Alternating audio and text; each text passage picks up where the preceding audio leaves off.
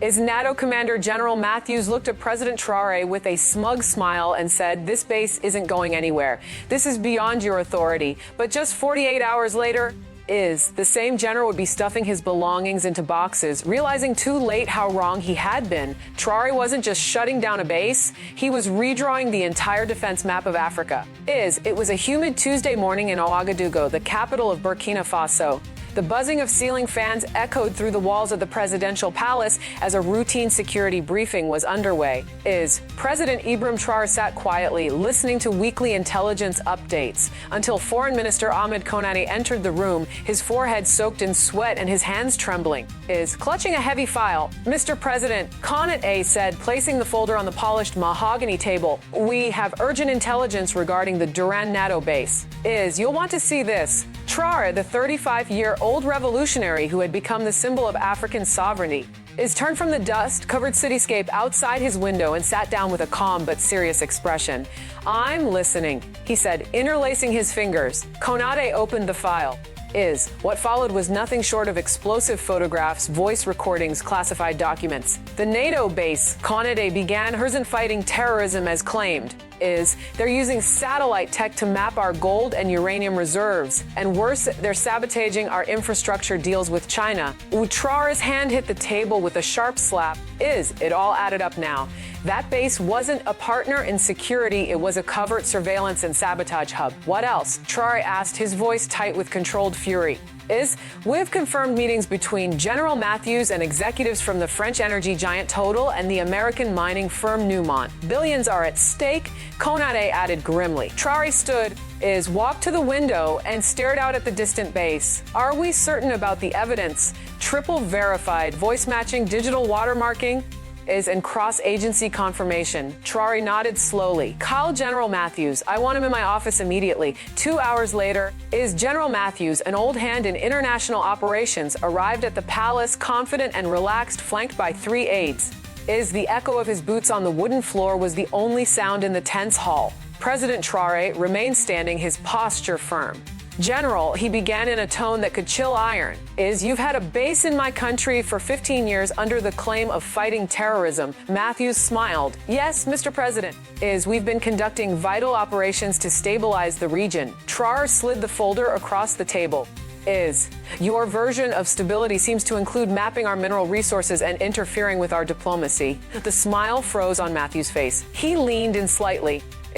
"I'm not sure I follow." "You know exactly what I mean," Traore said, flipping open the file to display photographs and transcripts. "We have your voice. Every word of your secret talks with Total and Newmont." The air turned electric. Matthews' demeanor shifted as his aides exchanged anxious glances. "Mr. President, these are false." Traore cut him off. "Enough. The chariot ends now. This base is closed. You and your men will leave Burkina Faso within 30 days. Matthews' face flushed red. "This is outrageous. You can't make this decision unilaterally." "Oh, but I can," Traore replied, drawing out a document stamped with the presidential seal. "Here is your notice." "I signed it an hour ago." Matthews stared at the paper, his lips moving but no words coming out. Finally, he said, "This will have consequences. Washington will respond. Paris will act." "Brussels will retaliate. Let them," Traore said, unmoved. "I'm no longer afraid." Matthews stood, pointing a finger. "You're making a historic mistake." "No, General." "You made the mistake for 15 years. As the general stormed out, he repeated his threat. "This base won't close."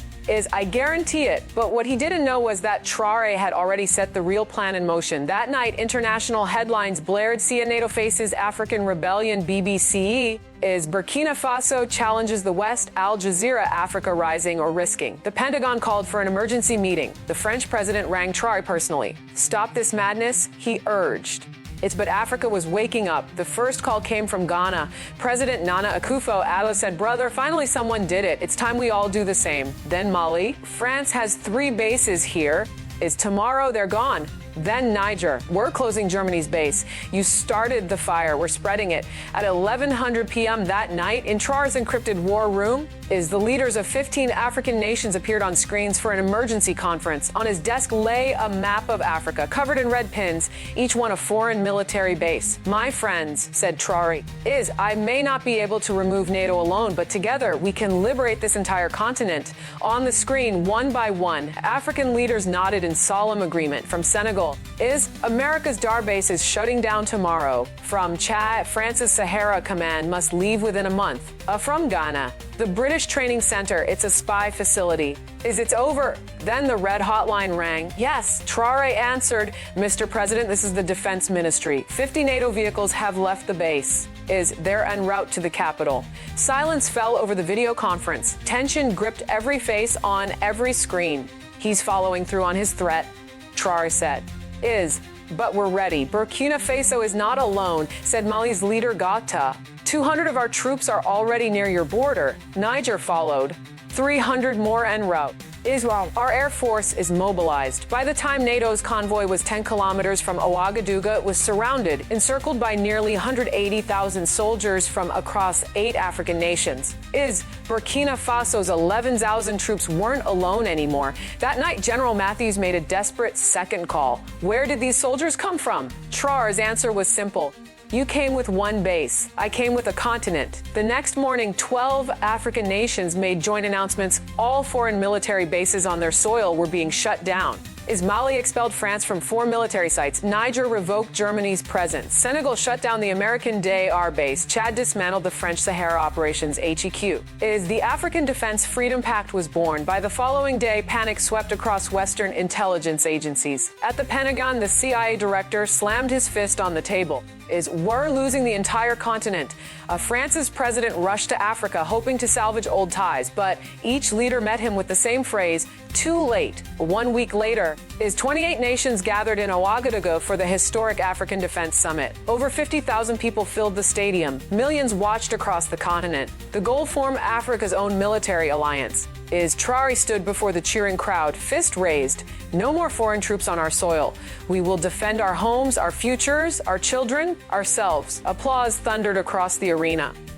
The Ouagadougou Pact was signed. The African United Defense Force was formed, headquartered in Burkina Faso, funded by African states, commanded by African generals. Back in Washington, General Matthews returned in disgrace, forced into retirement. His final report read, "We underestimated Traore. We underestimated Africa." A year later, Traore stood before the UN General Assembly. When he finished speaking, every delegate from Africa stood and clapped for 10 straight minutes. Today, over the ruins of the old NATO base, a new flag waves green, red, and yellow, the flag of a united Africa. And for the first time in decades, the Sahel is at peace, because sometimes closing just one door changes the course of history. Traore was right. He didn't just close a base, he reignited the soul of a continent.